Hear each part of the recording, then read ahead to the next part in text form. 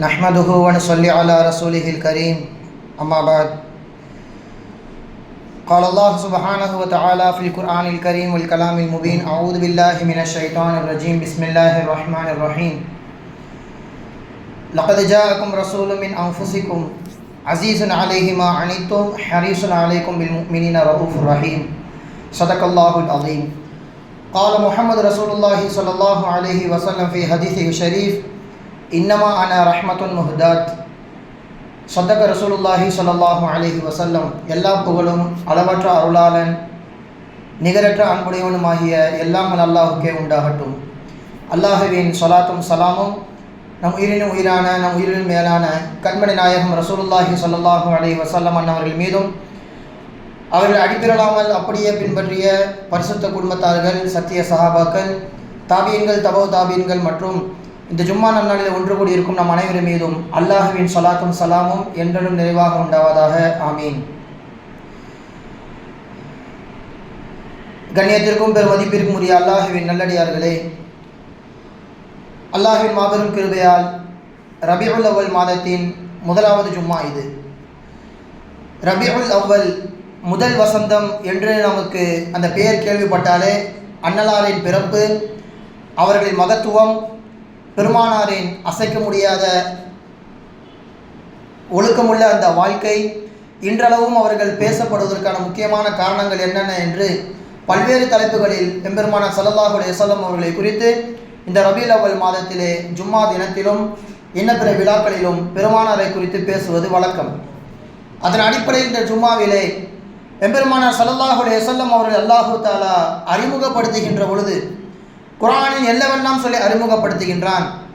எதுவெல்லாம் அவரிடத்திலே குணங்களாக இருக்கின்றன, உங்கள் மீது, இந்த உம்மத்தின் மீது ஸல்லல்லாஹு அலைஹி வஸல்லம் அவர்கள் என்னவெல்லாம் ஈடுபாடுடன் இருந்திருக்கிறார்கள் என்பதை குறித்து தான் அல்லாஹ்வின் வசனத்தை இன்று தெளிவாக நாம் பார்க்க போகின்றோம். சூரத்து தௌபாவிலே அல்லாஹு தஆலா கடைசியாக சொல்கின்ற வசனம் இது, லகத் ஜாஅக்கும் ரசூலும் மின் அன்ஃபுசிக்கும், திட்டமாக உறுதியாக உங்களிடத்திலே உங்களிலிருந்து ஒரு நபி வந்திருக்கிறார் என்பதாக அல்லாஹு தஆலா எம்பெருமானார் ஸல்லல்லாஹு அலைஹி வஸல்லம் அவர்களை அறிமுகப்படுத்துகின்றான். அவர் எப்படிப்பட்ட ஒரு ரசூல்? குர்ஆனில் அல்லாஹு தஆலா சொல்லி காண்பிக்கின்றான், அவர் வெறும் மனிதராக, வெறும் தூதுவராக மற்றும் அவர் இல்லாமல் அவர் ரஹ்மத்தாக இருக்கிறார். அவர் ஒரு அருட்கொடை. வமா அர்சல்னாக இல்லா ரஹ்மத்தல் லில் ஆலமீன், நபியே உம்மை நாம் அருட்கொடையாக, மாபெரும் ஒரு கிஃப்டாக உங்களை நாம் அகிலத்தாருக்கு அனுப்பியிருக்கிறோம் என்பதாக அல்லாஹ் தஆலா சொல்லியிருக்கிறான்.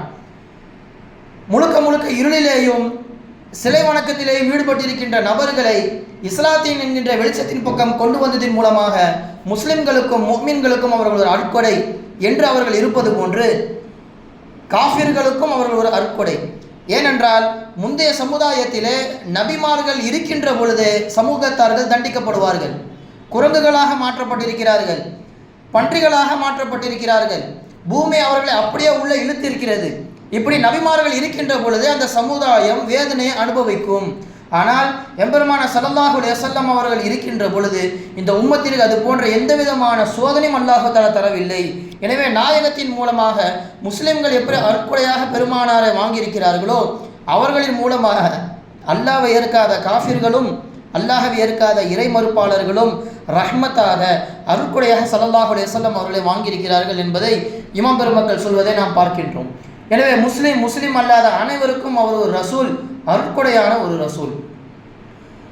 இன்னும் ஒரு இடத்தில் அல்லாஹு தஆலா சொல்லி காண்பிக்கிறான், வமா அர்சல்னாக இல்லா காஃபத்தல் லின்னாஸி பஷீரன் வ நதீரா, நபியே உங்களை நாம் ஒட்டுமொத்த மனித சமூகத்திற்கும் ஒட்டுமொத்த படைப்பினங்களுக்கும் நாம் உங்களை பொதுவான நபியாக அனுப்பியிருக்கிறோம்.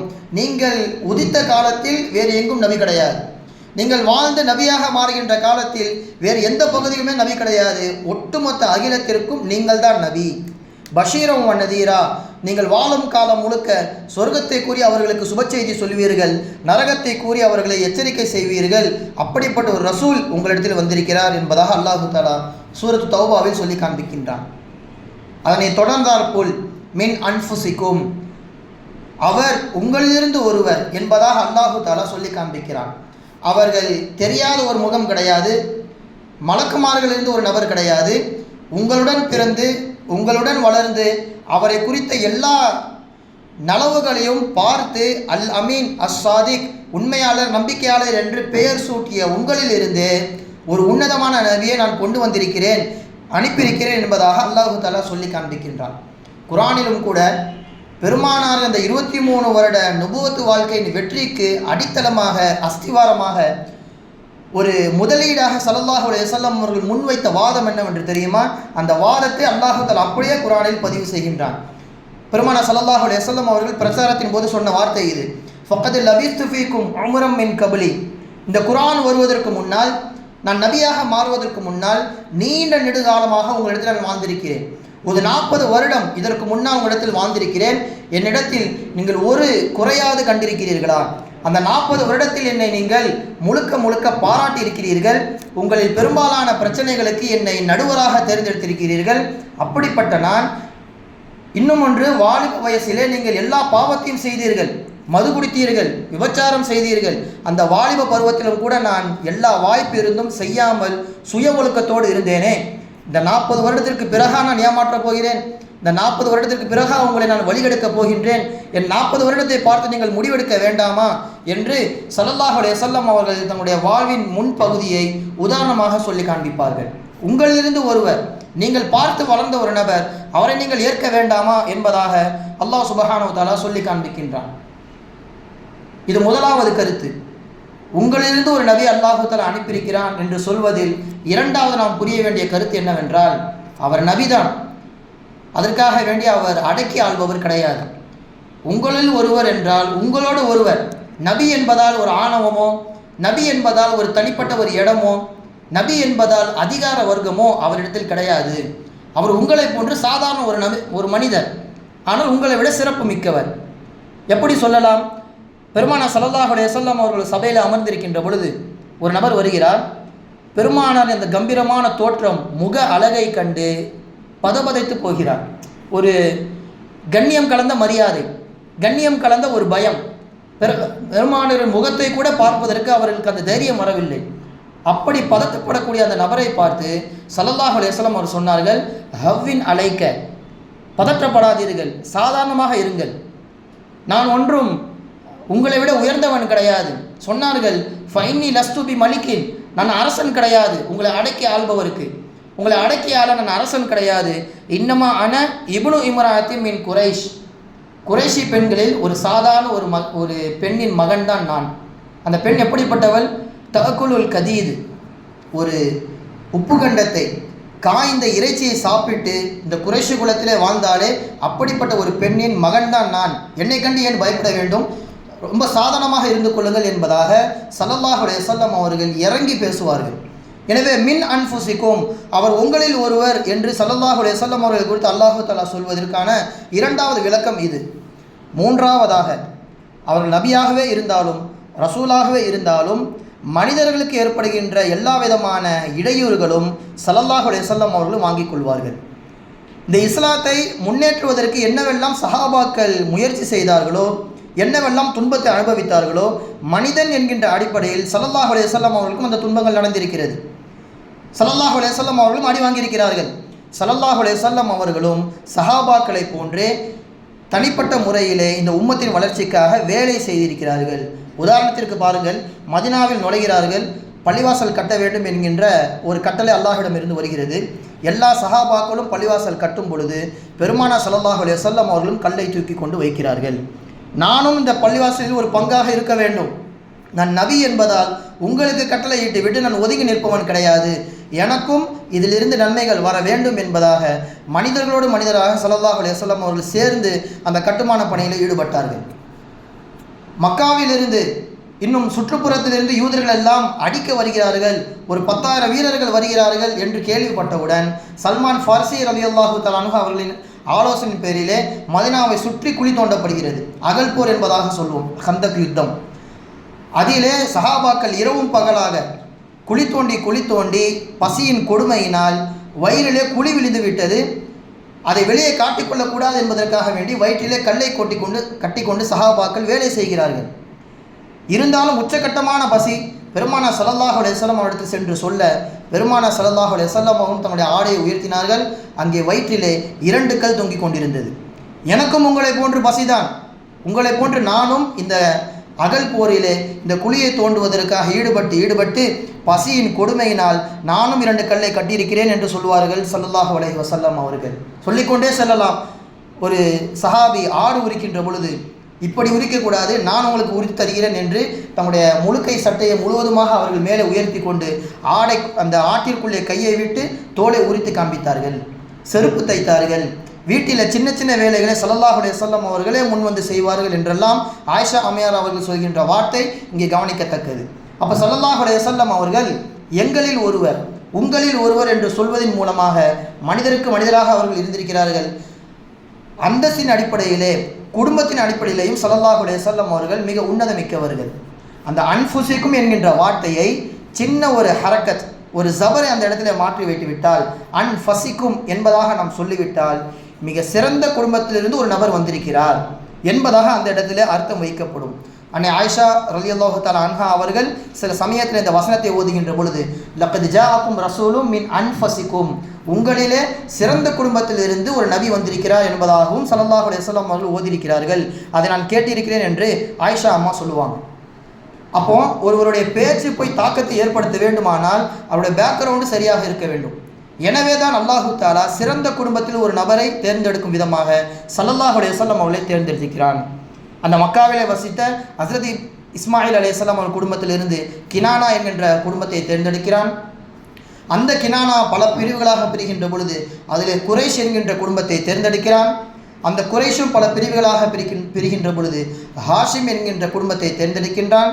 அந்த ஹாஷிமுக்கு நிறைய மகன்கள் இருக்கின்ற பொழுது அதில் அப்துல் முத்தலிப் என்கின்ற நபரை தேர்ந்தெடுக்கிறான். அந்த அப்துல் முத்தலிப் அவருடைய மகன் 10 மகன்களில் அப்துல்லாஹவை தேர்ந்தெடுத்து அவர்களின் புதல்வராக ஸல்லல்லாஹு அலைஹி வஸல்லம் அவர்களை உலகத்தில் அல்லாஹ் தஆலா கொண்டு வந்திருக்கிறான். இப்படி குடும்ப ரீதியாகவும் சரி ஒழுக்க ரீதியாகவும் சரி ஸல்லல்லாஹு அலைஹி வஸல்லம் அவர்களை ஒருபோதும் யாரும் குறை சொல்லிவிட முடியாது என்கின்ற நோக்கத்திலே உங்களிலிருந்து சிறந்த ஒரு நபியை தூதுவராக அனுப்பியிருக்கிறேன் என்று அல்லாஹ் சுப்ஹானஹு வ தஆலா பெருமானார் ஸல்லல்லாஹு அலைஹி வஸல்லம் அவர்களை குறித்து அறிமுகப்படுத்துகின்றான். இது முதலாவது செய்தி. இரண்டாவது, பெருமானார் ஸல்லல்லாஹு அலைஹி வஸல்லம் அவர்கள் எப்படிப்பட்டவர்கள்?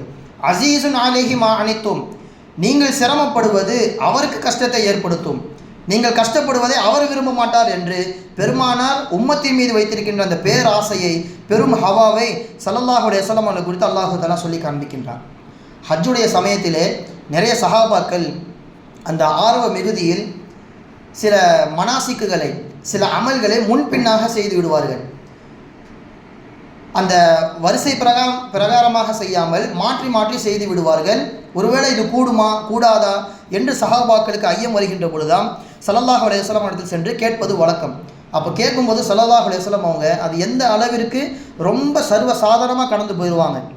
கஷ்டத்தை கொஞ்சம் கூட ஸல்லல்லாஹு அலைஹி வஸல்லம் அவங்க அந்த இடத்துல சஹாபாக்கள் மனசு நோகும்படி செய்யவே மாட்டாங்க. என்ன சொல்லுவாங்கன்னா, ஃபமா சுயிலன் நபி ஸல்லல்லாஹு அலைஹி வஸல்லம் அன் ஷையின் குத்திம வலா உஹீர, ஹஜ்ஜுடைய காலத்திலே அல்லது உம்ராவுடைய காலத்திலே அந்த செய்ய வேண்டிய அமல்களில் முன்பின்னாக வரிசை மாற்றி ஏதேனும் செய்துவிட்டால் பெருமானிடம் நாங்கள் கேட்போம். அந்த சமயத்திலே இல்லா கால இஃப் அல் வலா ஹரஜ், தாராளமாக செஞ்சுக்கோங்க, தப்புலாம் கிடையாது என்று ஸல்லல்லாஹு அலைஹி வஸல்லம் அவர்கள் கடினம் காட்டாமல் மறுபடியும் முதலிருந்து செய்யணும் என்பதாக ஸல்லல்லாஹு அலைஹி வஸல்லம் அவர்கள் கட்டளை பிறப்பிக்காமல் அதை நார்மலைஸ் பண்ணிடுவாங்க. கஷ்டத்தை கொடுக்கவே மாட்டாங்க. நாங்கள் செய்கின்ற அமல்களை சரியாகத்தான் செய்வோம், ஒருவேளை தவறு நிகழ்ந்து விட்டால் அதில் கடினம் காட்டாமல் அப்படியே சர்வசாதாரணமாக கடந்து போய்விடுவார்கள் என்று சஹாபா பெருமக்கள் பெருமானார் ஸல்லல்லாஹு அலைஹி வஸல்லம் அவர்களை பற்றி சொல்லியிருக்கிறார்கள். அஸீஸுன் அலைஹி மா அனித்தும், நீங்கள் கஷ்டப்படுவது அவருக்கு சிரமத்தை ஏற்படுத்தும் என்று அல்லாஹு தஆலா சொல்லி காண்பிக்கிறான். நபிகளாரின் இரவு பகுதியை நீங்கள் பார்த்தால் தெரியும். சிறிது நேரம் தூங்குவார்கள், நீண்ட நேரம் அல்லாஹ்வை வணங்குவதற்கு அவர்கள் ஈடுபடுவார்கள். இது பெருமானாரின் இயற்கையான குணம். இரவு நேரத்திலே நின்று வணங்குவது அவர்களின் வழக்கம். ஆனால் ஃபர்லு தொழுகை என்று வருகின்ற பொழுது நீட்டி தொழுக வேண்டும் என்று எனக்கு ஆசை ஏற்படும். ஆனால் பின்னால் தாய்மார்கள் குழந்தைகளை வைத்து இருக்கின்ற பொழுது அந்த குழந்தையின் அழுகையின் காரணமாக இவர்கள் தொழுகை கெட்டு போய்விடுமோ அல்லது எப்போது தொழுகையை முடிப்பார்கள் என்கின்ற ஒரு அச்சம் வந்து விடுமோ என்று மட்டும் எனக்கு இல்லை என்றால் தொழுகையை, ஃபர்லு தொழுகையை நீட்டி தொழுகை வைத்திருப்பேன் என்று ஸல்லல்லாஹு அலைஹி வஸல்லம் அவர்கள் சொல்கின்றார்கள். அங்கே ஒரு தாயின் மனசு புண்படும், குழந்தை அழுகிறதே, தொழுகையில் இருக்கிறோமே என்கின்ற அந்த மனசு புண்படுவதின் காரணமாக ஃபர்லு தொழுகைகளை நான் சுருக்கி தொழுகை வைக்கிறேன் என்பதாக சொல்வார்கள் ரசூலுல்லாஹி ஸல்லல்லாஹு அலைஹி வஸல்லம். நிறைய அமல்களை செய்ய வேண்டும் என்று அவர்களுக்கு ஆசை, ரமதானிலே இரவு முழுக்க தொழுக வேண்டும் என்ற ஆசை. ஆனால் கூட்டம் அலைமோதுவதை பார்த்து 3வது நாள் ஸல்லல்லாஹு அலைஹி வஸல்லம் வரவில்லை.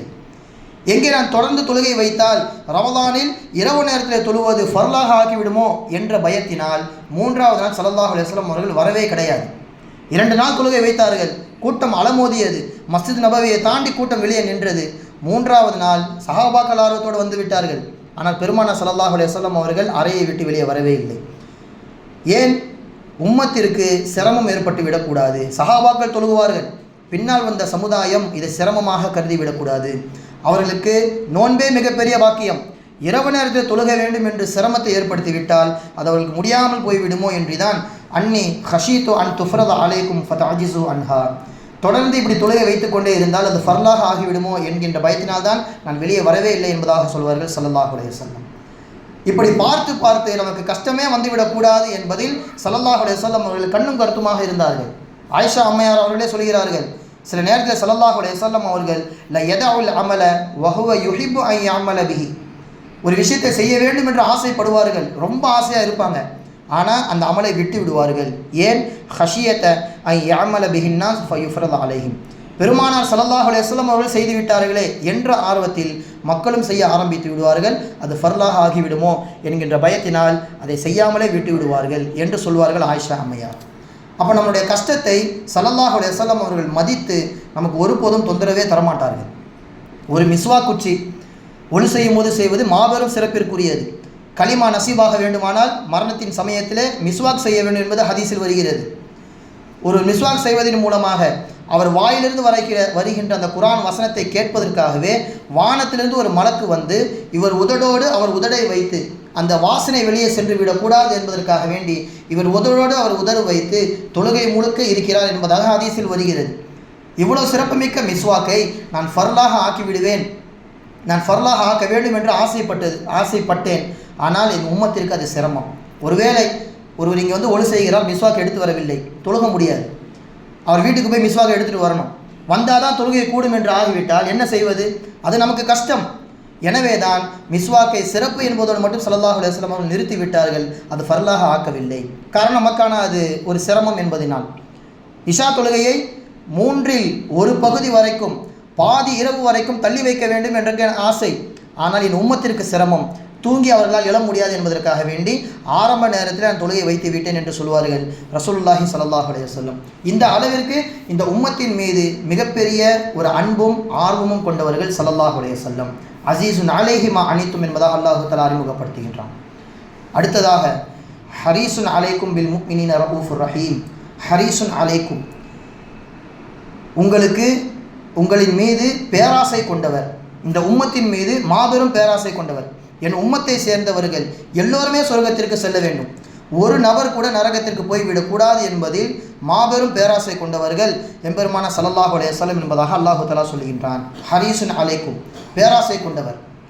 கஹஃப் சூராவிலும் கூட அல்லாஹ் தஆலா சொல்லுவான், ஃபல் அல்லக பாஹிருன் நஃப்ஸக அலா ஆசாரிஹிம் இல்லம் யுக்மினு பிஹாதில் ஹதீஸி அஸஃபா, இந்த மார்க்கத்தை அவர்கள் ஏற்றுக்கொள்ள மாட்டார்களோ என்று பயந்து உங்களை நீங்களே அழித்துக் கொள்வீர்களோ, உங்களை நீங்களே அழித்து கொண்டு இல்லாமல் ஆகிவிடுவீர்களோ என்று நீங்கள் செய்வதெல்லாம் அப்படிதான் தெரிகிறது என்பதாக அல்லாஹ் தஆலா சொல்லி காண்பிப்பான்.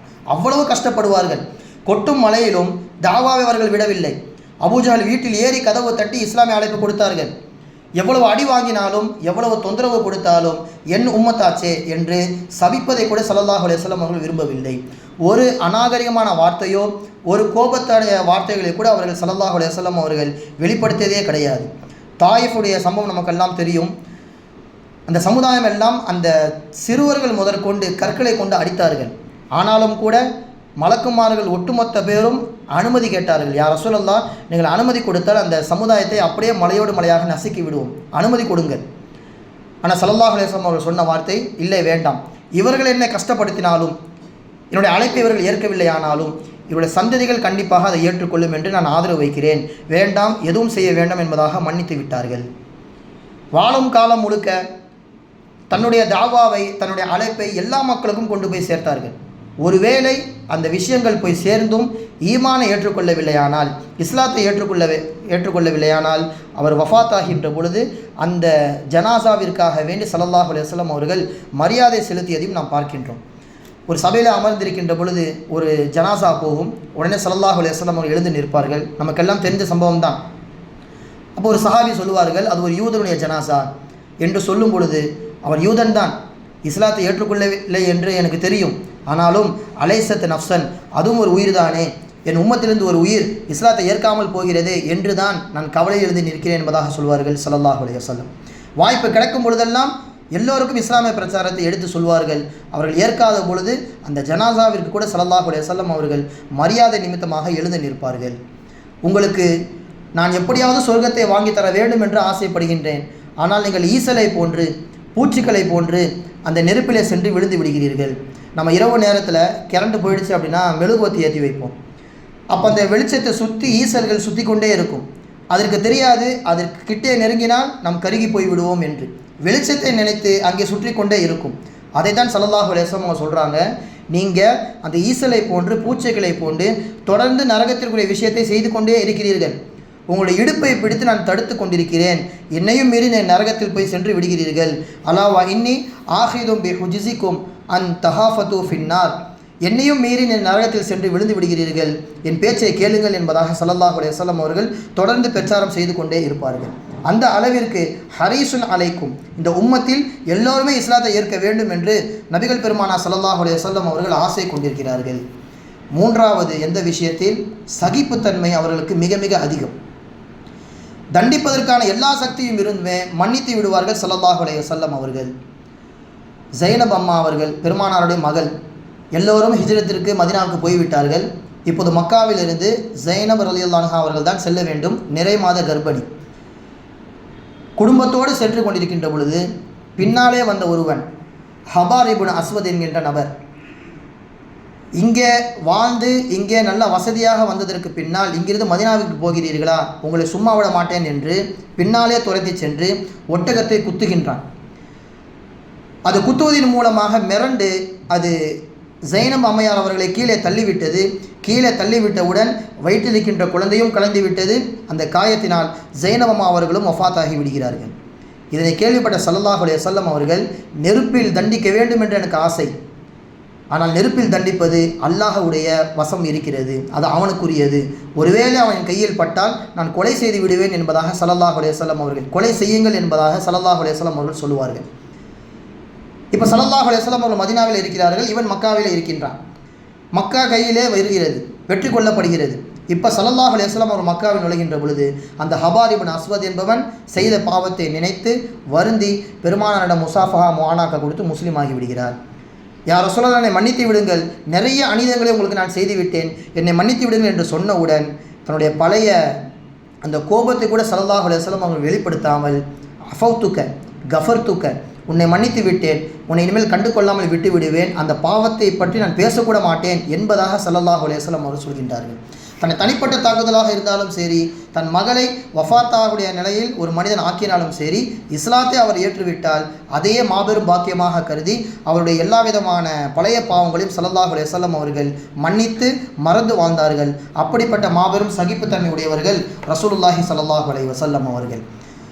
நான்காவதாக அல்லாஹ் தஆலா சொல்கின்றான், பில் முஃமினீன ரഊஃபுர் ரஹீம், உம்மத்தின் மீது இப்படி பேராசை இருக்கிறது, முஃமின்களின் மீது, ஈமான் கொண்டவர்கள் மீது அவர்களுக்கு மாபெரும் அளப்பெரிய அன்பும் அவர்களுக்கு கட்டுக்கடங்காத அந்த ஆசையும் உம்மத்தின் மீது, அதுவும் முஸ்லிம்கள் மீது இருந்தது என்பதாக அல்லாஹு தஆலா சொல்லி காண்பிக்கிறான். அல்லாஹுடைய அஸ்மாஉல் ஹுஸ்னாவிலே ரഊஃப் ரஹீம் என்கின்ற பெயரை அல்லாஹு தஆலா பயன்படுத்திய ஒரே ஒரு நபி என்றால் அது ஸல்லல்லாஹு அலைஹி வஸல்லம் அவர்களுக்கு மட்டும்தான். பேரன்பு கொண்டவர், பெரும் மதிப்பு மிக்கவர் முஃமின்களின் மீது என்பதாக அதற்கு அர்த்தம். மக்காவிலே தன்னை நம்பியவர்கள் அடி வாங்குகிறார்கள், தன்னை நம்பியவர்கள் சோதனைக்கு உள்ளாகிறார்கள் என்று தெரிந்தவுடன் என்ன தெரியுமா செய்தார்கள்? அவர்கள் மக்காவில் இருந்துவிட்டு தன்னை நம்பியவர்களுக்கு பாதுகாப்பான ஒரு இடத்தை நாம் ஏற்பாடு செய்ய வேண்டும் என்று, நீங்கள் ஹபஷாவிற்கு செல்லுங்கள், அங்கே ஒரு அரசர் இருக்கிறார், நஜ்ஜாஷி மன்னர், அந்த மன்னர் உங்களுக்கு பாதுகாப்பு தருவார், எனவே நீங்கள் அங்கே சென்று நிம்மதியாக வாழலாம். எதுவரைக்கும்? ஹத்தா யஜஅலல்லாஹு லக்கும் ஃபர்ஜம் மிம்மா அன்தும் ஃபீஹி, இப்போது நீங்கள் படுகின்ற கஷ்டம் அங்கே இருக்காது, நீங்கள் அங்கே சென்று நிம்மதியாக வாழுங்கள், இதை நான் பார்த்து கொள்கிறேன் என்று ஸல்லல்லாஹு அலைஹி வஸல்லம் அவர்கள் எல்லா விதமான அடியையும் ஏச்சு பேச்சுக்களை வாங்கி கொண்டு மக்காவில் இருந்து விட்டார்கள். தன்னை நம்பியவருக்கு முக்மின்களுக்கு வசதியான வாழ்க்கையை ஏற்படுத்தி தந்தார்கள். பில் முக்மினீன ரഊஃபுர் ரஹீம், முக்மின்கள் மீது அளப்பெரிய அன்பு கொண்டவர் என்பதாக அல்லாஹு தஆலா சொல்வது இங்கே நாம் உணர முடிகிறது. இமாம் ராசி ரஹிமஹுல்லாஹ் அவர்கள் சொல்வார்கள், இந்த உம்மத்தின் மீது பேராசை அவர்களுக்கு இருந்தாலும் முக்மின்களுக்கு சின்ன சின்ன காரியத்திலும் கூட நன்மைகளை கொண்டு போய் சேர்த்து விட வேண்டும், அந்த ஒரு நன்மையின் மூலமாக அவருக்கு சொர்க்கத்தை வாங்கி தர வேண்டும் என்று ஸல்லல்லாஹு அலைஹி வஸல்லம் அவர்கள் பேராசை கொண்டிருக்கிறார்கள்.